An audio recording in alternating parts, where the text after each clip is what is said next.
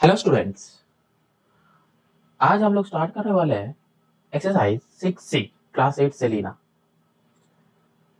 ये exercise 6C करने से पहले एक्सरसाइज 6C का इंट्रो वीडियो देख लो, तो फिर क्या आएगा, ये 6C में जितना सारा क्वेश्चंस है वो सब क्वेश्चंस किसके ऊपर बेस्ड है, क्या कंसेप्ट है, वो कंसेप्ट समझ में आ जाएगा। फिर क्या होगा, फिर हम लोग ये एक्सरसाइज कर पाएंगे। ठीक है, तो जो लोग वो इंट्रो वीडियो नहीं देखे हो, पहले इंट्रो वीडियो देख लो, कंसेप्ट समझ लो, फिर यहाँ पे आके एक्सरसाइज कर लो। ठीक है, अच्छा चलो स्टार्ट करते हैं क्वेश्चन नंबर 1 से। क्वेश्चन नंबर 1 में क्या है, हम लोग को ना बस सबसेट लिखना है कि 5 7। ठीक है, a इक्वल्स टू 5 7 है।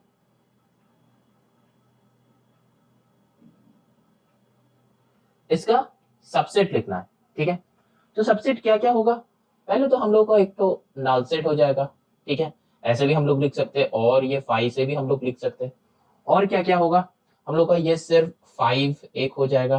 ठीक है, फिर क्या होगा, एक 7 एक और हो जाएगा। फिर क्या होगा, एक 5,7 से मिला हुआ एक और हो जाएगा। समझ में आया? हाँ, कुछ नहीं है। अब चलो नंबर बी करते हैं। ये है 1 का 1, 2 करते हैं। क्वेश्चन नंबर 2 में क्या है, ABC। ठीक है, ABC। तो ABC में क्या क्या होगा, अलग अलग लिख दो, A B C। ठीक है, और एक नल हो जाएगा, AB हो जाएगा, BC हो जाएगा, फिर CA हो जाएगा। और हम लोग क्या पढ़ा था कि every set is a subset of itself, ये भी पढ़ा था। तो वो कर दो ABC, जो कि हम लोग यहाँ पे किया है। ठीक है, जो सेट है उसका ही सबसेट, यहाँ पे भी वही जो सेट है उसका ही सबसेट। समझ में आया? ठीक है, चलो नेक्स्ट सम करते हैं। Question number 3। 3 में क्या है, x such that x belongs to w, x less than equals to 2। पहले यहां से क्या क्या होगा, w है तो ये सेट बनेगा 0 1 2। ठीक है, तो जो सेट बनेगा वो सेट ये है 0 1 2। अब ये 0 1 2 मतलब इसी में ही पुट कर दो, तो वही सेम हो जाएगा। एक हो जाएगा 0, एक हो जाएगा 1, एक हो जाएगा 2, एक हो जाएगा नल, एक हो जाएगा 1 2, एक हो जाएगा 0 2, मतलब सबका अलग अलग। ठीक है, 1 2 3 4 5 6 हो गया। एक और हो जाएगा 0 1 2, एक और होगा, क्या होगा, 1 2 लिया है, 0 2 लिया है, 0 1 नहीं लिया है, तो 0 1।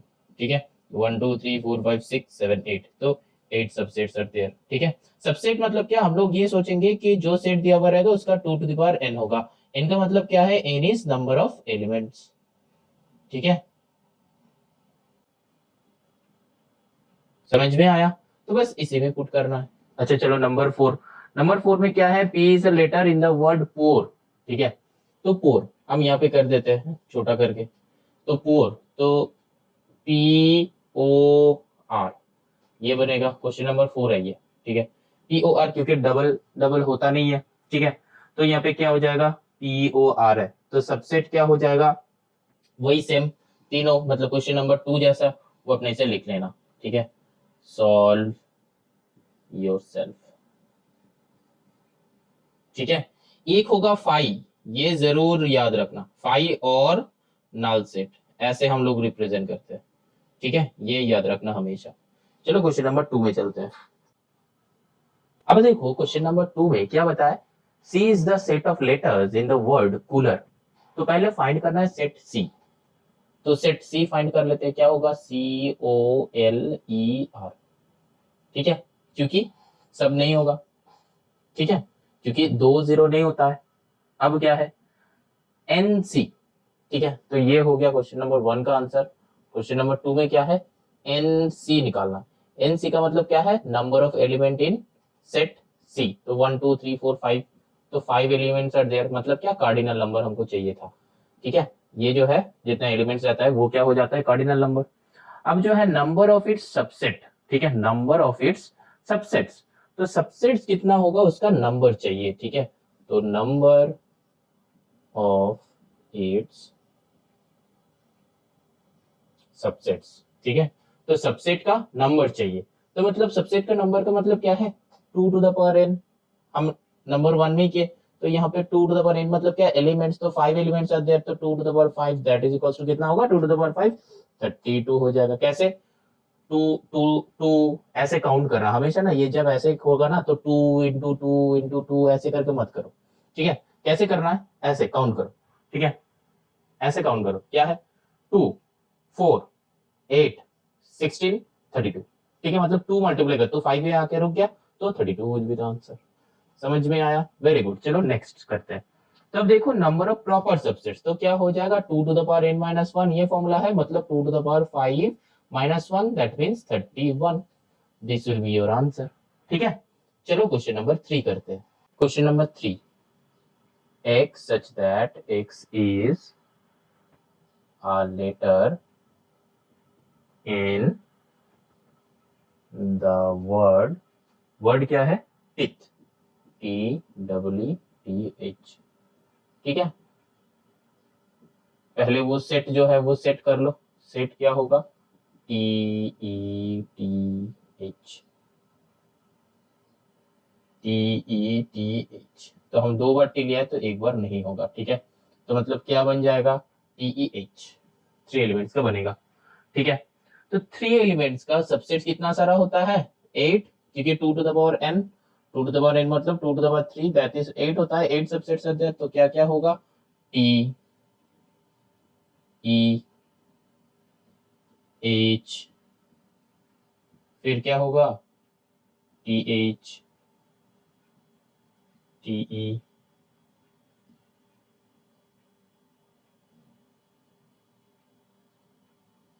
EH, ठीक है। तो 1 2 3 4 5 6 हो गया, एक और 5 जो नल है, और एक set itself.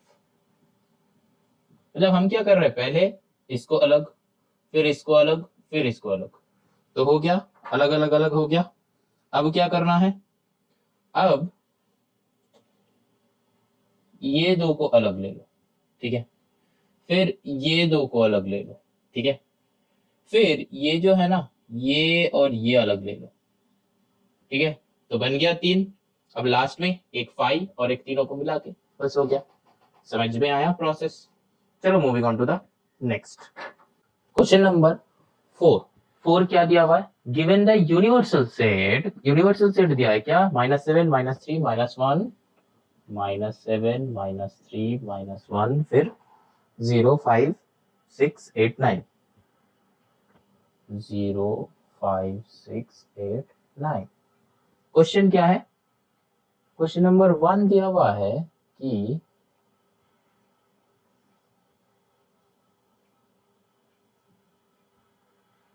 a equals to x such that x less than 2, this is equal to set -7 -3 -1, -7 -3 -1 0। Number 2 का क्वेश्चन क्या है, x such that -4 less than x minus less than 6, that is equals to -3 -1 0 5।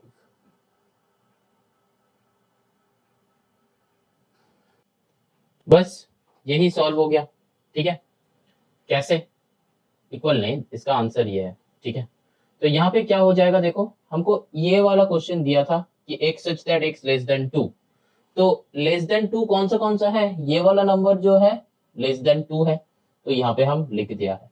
और फिर यहाँ पे 5 6 8 9 है, और फिर यहाँ पे क्या दिया था, x का जो वैल्यू होगा वो -4 और 6 के बीच में होगा, तो -4 से 6 मतलब -4 मतलब कहाँ से होगा, ये -3 से, ये वाला,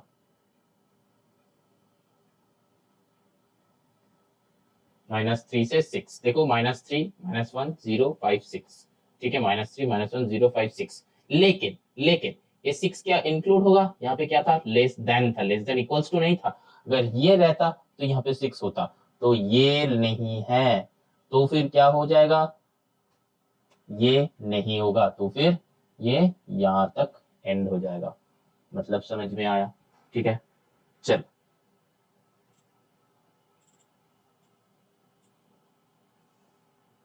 क्वेश्चन नंबर 5 करते हैं।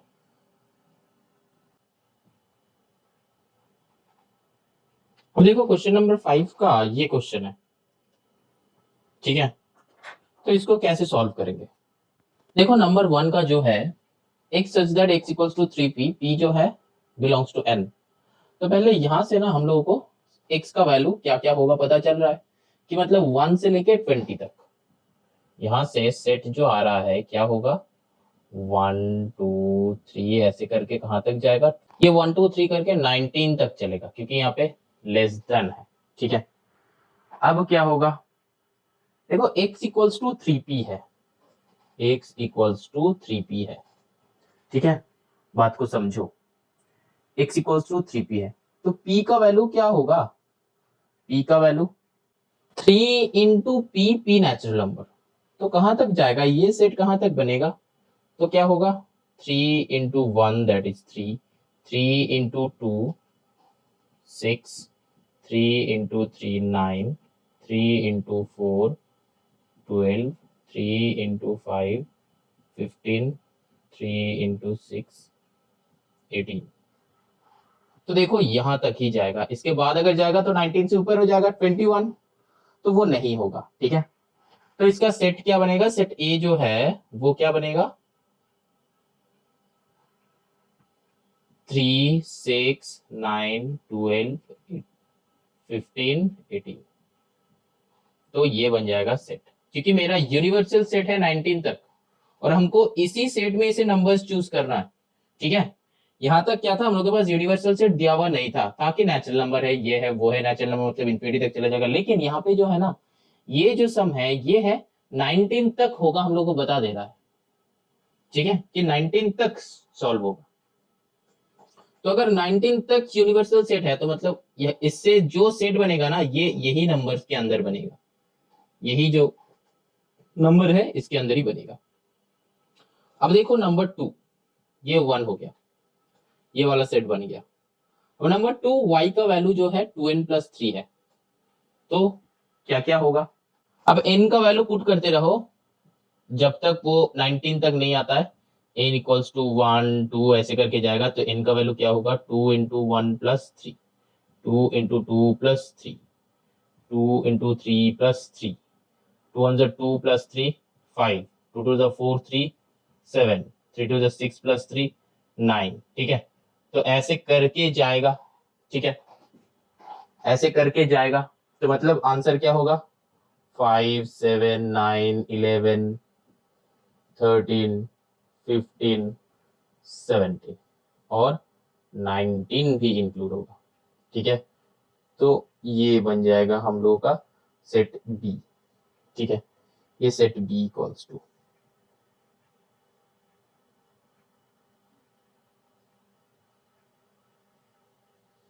अब देखो सेट सी जो है, x इज डिविजिबल बाई 4, मतलब यहाँ पे कितना सारा नंबर डिविजिबल बाई 4 होगा, तो वो तो हम बता ही देंगे, 4 का मल्टीप्लीकेशन 4 8 12 16, बस यही 4 होगा, c इक्वल्स टू, मतलब समझ में आया? हाँ, क्या किए, एक और बार समझ लो, एक और बार समझ लो, ये जो था ना हम लोग का यूनिवर्सल सेट दिया हुआ था, तो हम ये वाला सेट निकाल लिए कि ये यूनिवर्सल सेट है, ठीक है।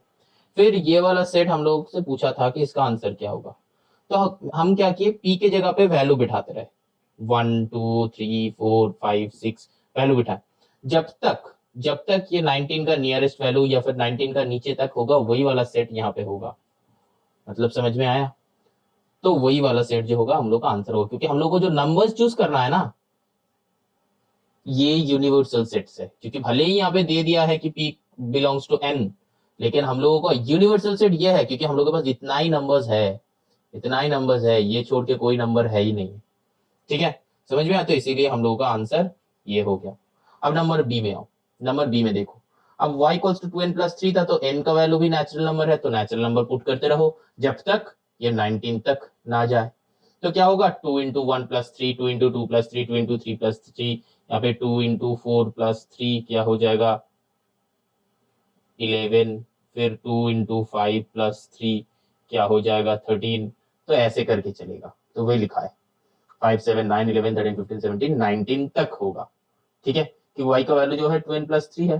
ठीक है, अब नेक्स्ट क्वेश्चन ये है कि x such that x is divisible by 4। तो divisible by 4 मतलब क्या, c जो है जितना सारा नंबर्स वो 19 तक नंबर्स 4 से डिविजिबल होता है उसी का सेट चाहिए। तो 4, 8, 12, 16 ये चार नंबर को छोड़ के और कुछ डिविजिबल भी नहीं होगा।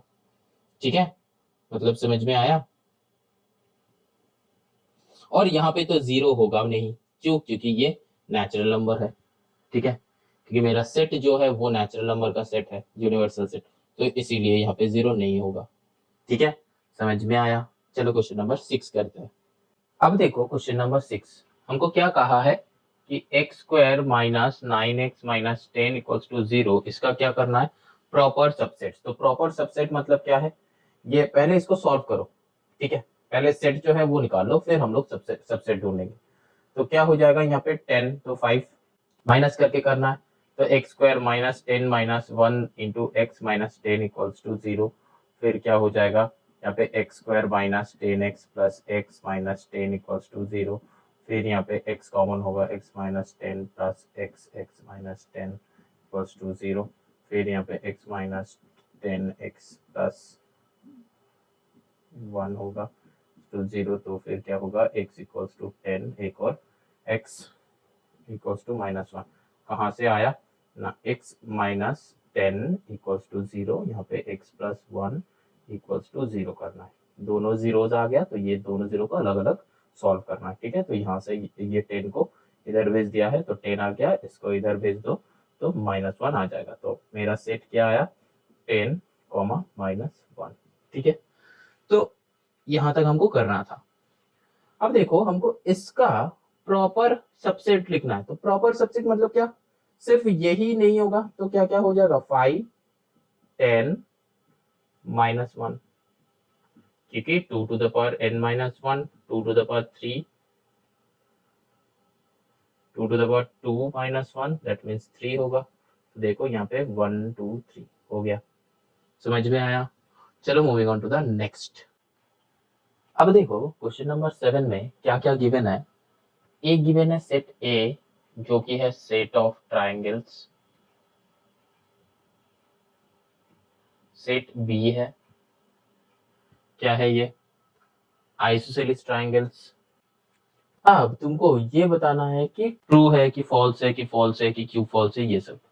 देखो पहला है यहाँ पे A is a proper subset of B.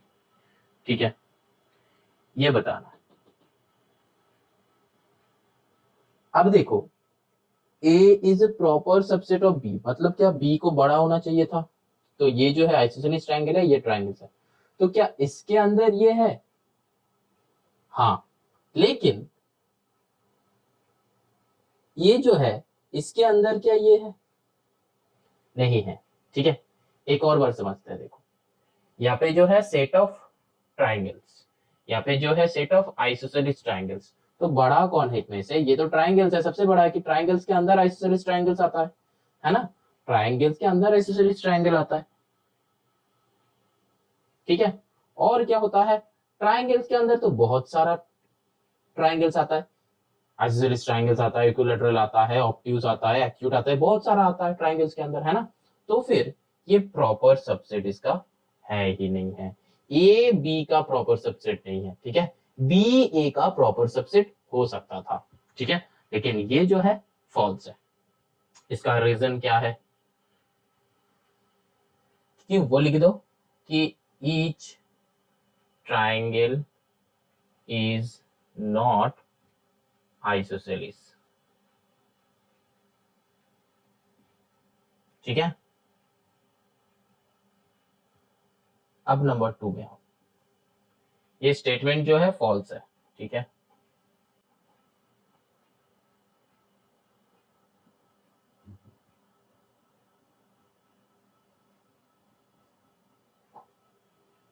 अच्छा,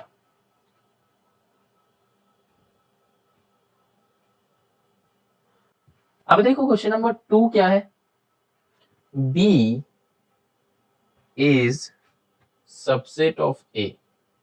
B जो है A का सबसेट है, क्या ये सही है? क्या ये सही है? B जो है A का सबसेट है, B जो है A का सबसेट है। ऑब्वियसली ट्राइंगल्स के अंदर ही तो आइसोसेलेस ट्राइंगल्स आता है, तो ये हो जाएगा true.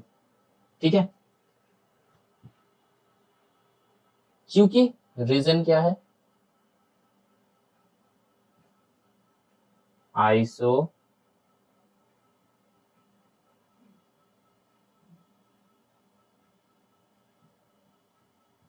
Isosceles is a type of triangle. ठीक है, नंबर 3 देखो, C is a subset of B। C is a subset of B। क्या ये सही है? क्या ये सही है? हाँ, जरूर ट्रू है। क्यों ट्रू है? क्योंकि each equilateral triangle is isosceles। ठीक है, समझ में आया? इसीलिए C जो है B का सबसेट है। ठीक है, क्योंकि आइसोसेलेस ट्राइंगल जो है वो सबका ही तो दो साइड सेम होता है, और इक्विलैटरल का तो तीनों साइड सेम होता है, तो उसके अंदर तो ये दो साइड तो आ ही जाएगा। समझ में आ रहा है? इसीलिए। ठीक है, समझ में आया? Very good. अब चलो नंबर 4, इसको एक और बार समझ लो कि C जो है B का सबसेट कैसे बना। क्योंकि आइसोस B का मतलब क्या, आइसोसेलेस ट्राइंगल, C का मतलब है इक्विलैटरल ट्राइंगल। ठीक है, तो जितना सारा इक्विलैटरल ट्राइंगल्स है ये सभी तो आइसोसेलेस है, सब इक्विलैटरल ट्राइंगल आइसोसेलेस है। तो आइसोसेलेस ट्राइंगल जो है ये बड़ा सबसेट के अंदर इक्विलैटरल ट्राइंगल घुस सकता है। ठीक है, इसीलिए हम लिखा कि each equilateral triangle is isosceles. ठीक है, हो सकता है। क्वेश्चन नंबर 4 ये है कि B is a proper subset of A। ठीक है, ये क्या है? ऑब्वियसली ट्रू होगा, क्योंकि B जो है आइसोसेलेस ट्राइंगल है। ये तो obviously proper subset of A है, क्योंकि A के अंदर ये घुस जाएगा, तो प्रॉपर सबसेट ऑफ A हो गया। ठीक है, क्योंकि हम यहाँ पे कहा था इसका उल्टा जो होगा वो ट्रू होगा। ये फॉल्स है, लेकिन इसका उल्टा जो है वो ट्रू है। क्यों? क्योंकि यही लॉजिक लगा दो कि ईच ट्राइंगल इज, उसका उल्टा, each isosceles triangle is one of the type of triangle। ठीक है, हम ट्राइंगल नहीं लिख रहे हैं, ट्राइंगल का सिंबल दे रहा है। ठीक है, ट्राइंगल का सिंबल जो है ये ऐसा होता है, तो वही दिया है। ठीक है, अब क्वेश्चन नंबर 5 देखो क्या है, C is a subset of A। C is a proper subset of A। ठीक है, ऑब्वियसली होगा।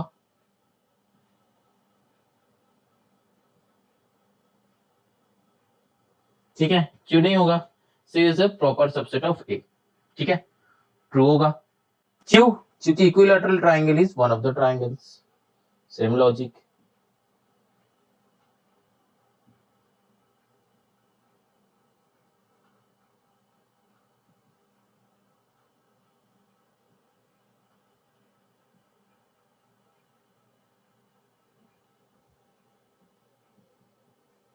लास्ट क्वेश्चन क्या है, देखो C सबसेट ऑफ B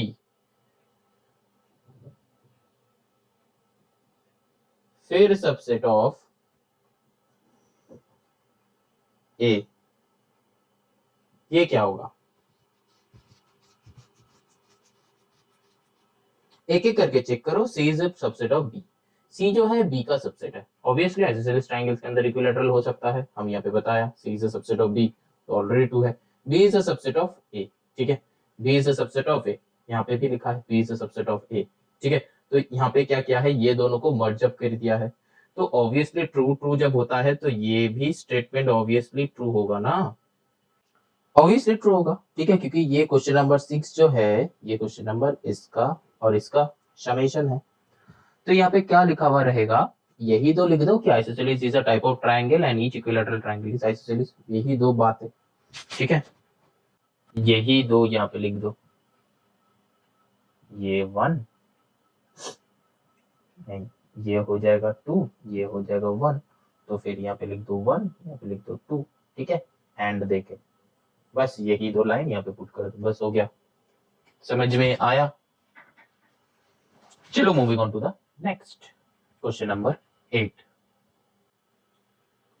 अब देखो क्वेश्चन नंबर 8, क्वेश्चन नंबर 8 भी वही सेम टाइप का है, ठीक है, ए बी सी डी करके है और क्वेश्चन है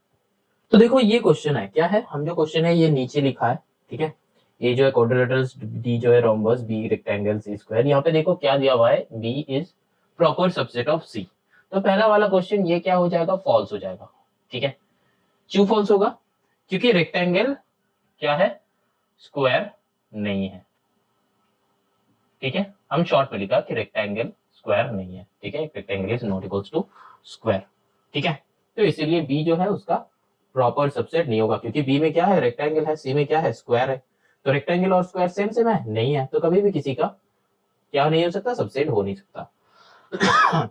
अब जो है D is subset of B, ठीक है, ये भी क्या हो जाएगा, फॉल्स स्टेटमेंट है, क्यों फॉल्स स्टेटमेंट है, क्योंकि रोम्बस जो है, रोम्बस को आरेख से रिप्रेजेंट कर रहे हैं, रोम्बस जो है ये रेक्टेंगल नहीं है, rhombus is not equals to rectangle, ठीक है, समझ में आया, तो इसीलिए वो नहीं होगा प्रॉपर सबसेट।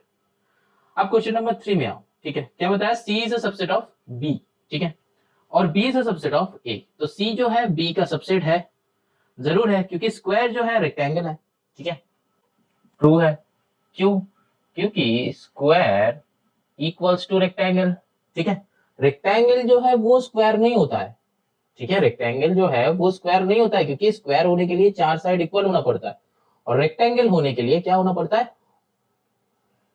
ऑल्टरनेट साइड्स जो है वो बस पैरेलल होना चाहिए, ठीक है, क्योंकि स्क्वायर का जो है, देखो ये जो स्क्वायर है, ये स्क्वायर का ऑल्टरनेट साइड जो है पैरेलल है, ठीक है, और ये साइड भी पैरेलल है, तो इसीलिए स्क्वायर जो है इसको हम रेक्टेंगल बोल सकते हैं, लेकिन ये जो है रेक्टेंगल है, ठीक है, तो रेक्टेंगल का देखो ये वाला ऑपोजिट साइड्स आर इक्वल होना चाहिए, तो यहाँ पे भी ऑपोजिट साइड्स आर इक्वल है, ठीक है, and parallel to each other, यहाँ पे भी पैरेलल टू ईच अदर, लेकिन स्क्वायर का एक कंसेप्ट है जो है ये चार साइड इक्वल होना पड़ता है, लेकिन इसका नहीं है, इसीलिए कोई भी स्क्वायर रेक्टेंगल हो नहीं सकता, लेकिन एक रेक्टेंगल स्क्वायर हो सकता है, समझ में आया, हाँ, चलो, वेरी गुड।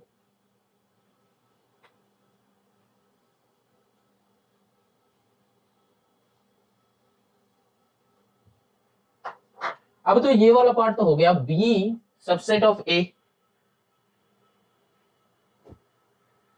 रेक्टेंगल जो है वो क्वाड्रिलेटरल भी है, एंड रेक्टेंगल जो है वो क्वाड्रिलेटरल भी है, क्वाड्रिलेटरल, ठीक है, क्योंकि क्वाड्रिलेटरल का मतलब क्या होता है, जिसका चार साइड होगा, ठीक है, रेक्टेंगल तो ये रेक्टेंगल है, ठीक है, तो इक्वल हो गया, समझ में आया, वेरी गुड, चलो moving on to the next. अब इसमें आ जाओ, D subset of A, proper subset of A. तो डी क्या प्रॉपर सबसेट ऑफ ए है? हाँ जरूर है, क्यों नहीं, क्योंकि डी में क्या दिया हुआ है, रोम्बस, और ए में क्या दिया हुआ है, क्वाड्रिलेटरल। तो रोम्बस तो एक क्वाड्रिलेटरल तो है, तो प्रॉपर सबसेट तो बनेगा। ठीक है, तो रोम्बस जो है, rhombus is one of the, तो अब क्या है, D is a subset of B. ठीक है, हाँ जरूर, कैसे, स्क्वायर जो है वो रेक्टेंगल है, सेम लॉजिक। ठीक है, ये जो क्वेश्चन था ना, ये जो क्वेश्चन था देखो, इसको ही उल्टा करके यहाँ पे दिया है, तो सेम लाइन ही होगा, समझ में आया। अब चलो नेक्स्ट, लास्ट, ये जो है a इज यहाँ पे जो है b is a subset of a। तो b is a subset of a, देखो यहाँ पे हम लोग किया है, हम लोग उसको ट्रू लिया था, क्योंकि यहाँ पे रेक्टेंगल जो है वही क्वाड्रिलेटरल था। ठीक है, अब देखो यहाँ पे d is a subset of b, d जो है क्या वो b का सबसेट है? हाँ, b का रेक्टेंगल है, d है रोम्बस, तो रोम्बस और रेक्टेंगल तो सेम सेम हो नहीं सकता, क्योंकि रोम्बस का भी क्या है, ये काइट जैसा दिखता है जिसका चार हाथ सेम होगा। तो जहां पे एक कंडीशन करेक्ट और एक कंडीशन रॉन्ग, ठीक है, ये जगह पे हम लोग क्या करेंगे, ये फॉल्स स्टेटमेंट लिख देंगे। रीजन क्या होगा, rhombus is not a rectangle. समझ में आया पूरा का पूरा? ठीक है, एक एक करके समझो, एक एक करके। ठीक है, फिर एक बार समराइज कर देते हैं हम। B is a proper subset of C था, तो देखो ये फॉल्स है, क्यों, क्योंकि B का क्या है, रेक्टेंगल, C का क्या है, स्क्वायर, तो रेक्टेंगल का भी स्क्वायर हो नहीं सकता, तो इसीलिए ये स्टेटमेंट फॉल्स हो गया। ठीक है, अब देखो नेक्स्ट क्या है, बी, डी जो है proper subset of B, D जो है रोम्बस, ये क्या है, proper subset of B. Proper subset मतलब इसके अंदर होना चाहिए, रोम्बस जो है रेक्टेंगल के अंदर होना चाहिए, नहीं होता है, रोम्बस रेक्टेंगल नहीं होता है। ठीक है, क्योंकि रोम्बस ऐसा दिखता होता है, ठीक है, और रेक्टेंगल ऐसा, तो एक छोटा वाला साइड आ जाता है, तो नहीं होता है।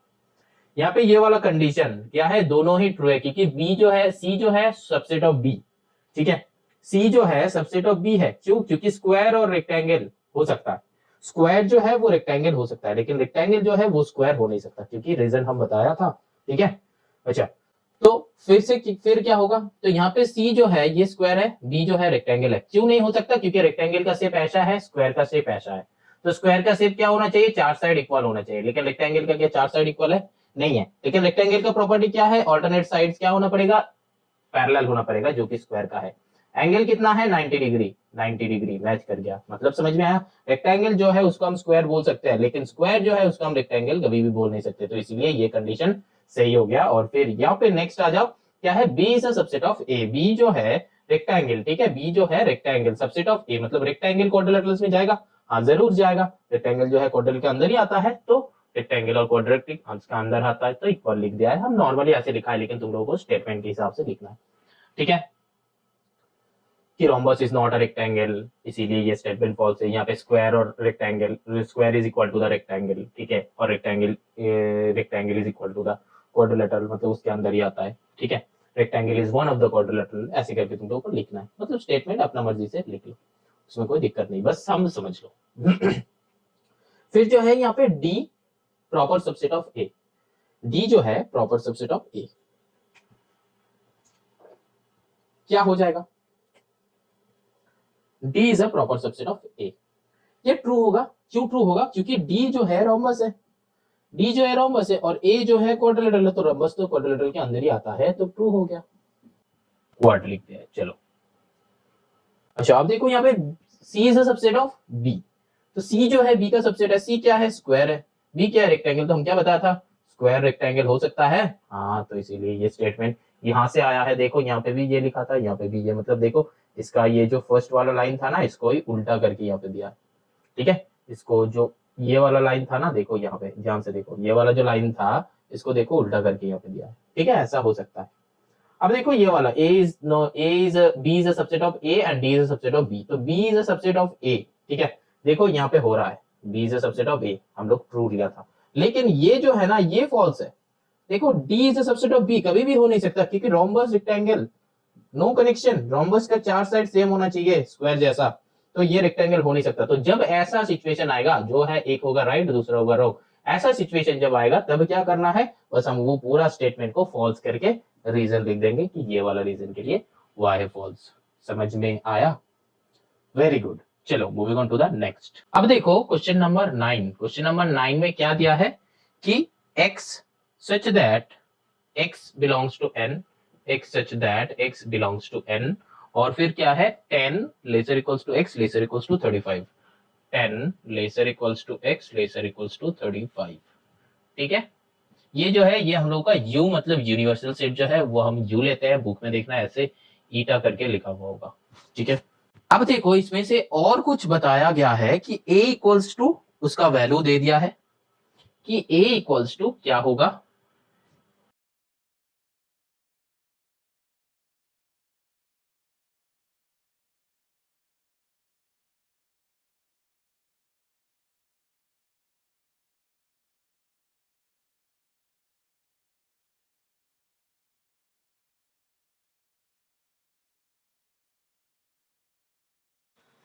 अब देखो मेरा यूनिवर्सल सेट जो है वहां से ये हम लोग लिख सकते हैं कि x का जो वैल्यू है वो 10 11 12 ऐसे करते करते जाएगा 35 तक, क्योंकि इक्वल्स टू है। ठीक है, 35 तक जाएगा। तो ये हो गया हम लोग का यूनिवर्सल सेट। ये सेट ए है, तो पहले सेट ए निकालो। सेट ए क्या होगा, 10 11 ऐसे करते करते कहां तक जाएगा, देखो लेस देन इक्वल्स टू 16, तो मतलब 16 तक होगा, मतलब 10 11 से 16।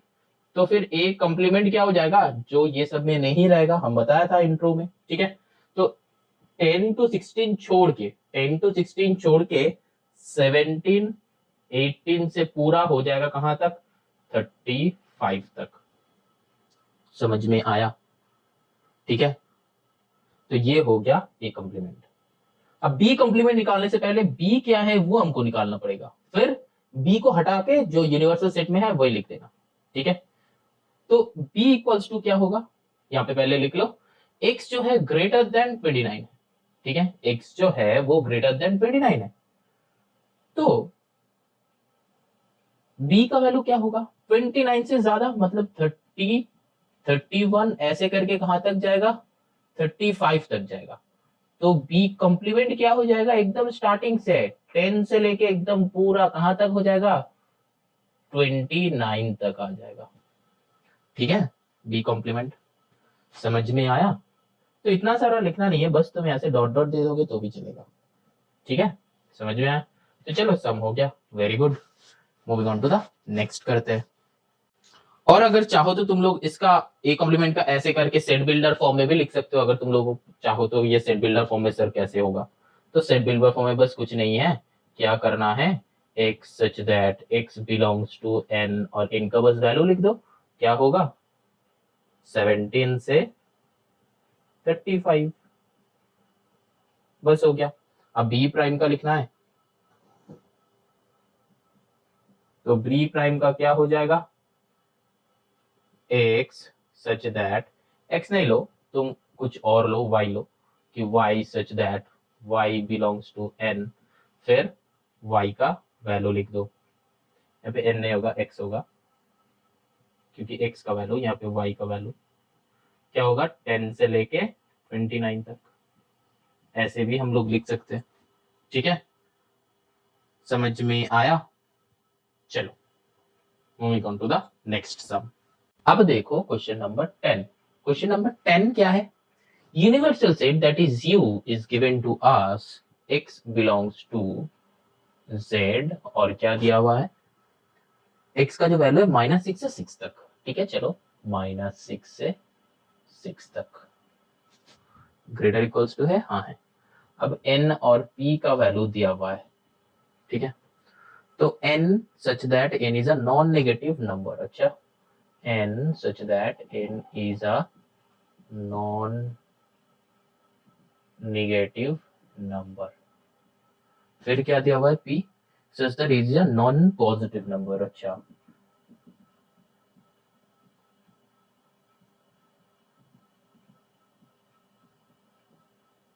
तो n is a non positive number. तो क्या होगा? फाइंड, तुमको फाइंड करना है क्या? n complement and p complement. पहले ये कंप्लीमेंट को करने के लिए क्या हो जाएगा, n निकालना पड़ेगा कि n का सेट क्या है. तो n का सेट निकाल लो. नॉन नेगेटिव मतलब क्या हो जाएगा, 0 1 2 3 4 5 6. और इसका क्या है, नॉन पॉजिटिव मतलब सब नेगेटिव. कहां तक, -6 -6 -5 -4 -3 -2 -1. ठीक है, फिर 0 तक, मतलब पॉजिटिव नहीं है, 0 तक. तो फिर n कंप्लीमेंट क्या हो जाएगा, जो नहीं है इसका उल्टा हो जाएगा. मतलब क्या होगा, -1 -2 -3 -4 -5. ठीक है, यहाँ पे क्या हो जाएगा, p कंप्लीमेंट 1 2 3 4 5 6. ठीक है, हो गया, बन गया. अगर तुम चाहो तो इसका भी सेट बिल्डर फॉर्म लिख सकते हो. कैसे होगा, x such that x is, question से लिख दो, x such that x belongs to z, और फिर x का जो वैल्यू होगा वो -1 से लेके -5 तक.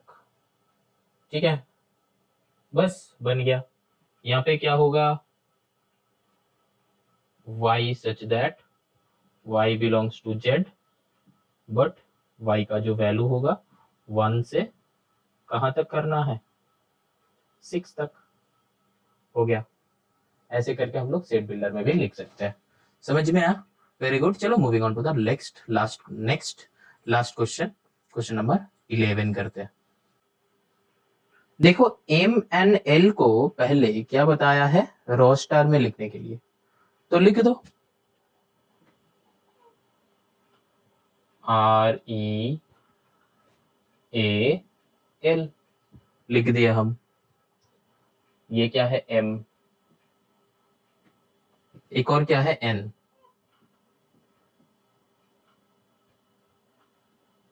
LARE.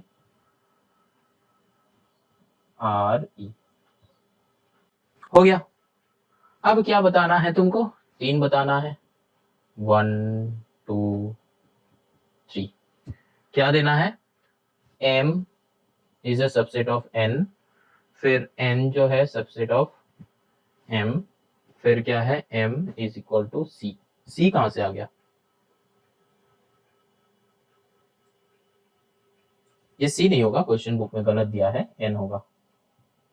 ठीक है, तो इसका दिया है, ये भी ट्रू होगा, ये भी ट्रू होगा, और ये भी ट्रू होगा. तुमको बस क्या लिखना है कि क्यों होगा, मतलब रीजंस लिखना है. तो m is a subset of n, तो m जो है n का सबसेट है. देख के पता कैसे चलेगा, देखो ये LARE सब इसमें है. ठीक है, तो ट्रू तो दिया हुआ था, तो सबसेट होगा. क्या होगा कि all the elements of n is in m, so the statement is true. ठीक है, नेक्स्ट क्या लिखना है कि n is a subset of m. इसका तो वर्टिकल है ना, देख लेते हैं. हाँ वही, इसका जो है m का n का सेम रीजन. ठीक है, यहाँ पे डू लिख देते हैं, डू का मतलब है सेम. ठीक है, फिर यहाँ पे m इक्वल्स टू n, तो देखो वो भी है. ठीक है, तो क्या लिखना है कि all the elements of m and n are equal, so the sets are also equal. ठीक है, बस हो गया, चैप्टर एंड. चलो moving on to the next 6D का इंट्रो. जो है सेट ऑपरेशंस।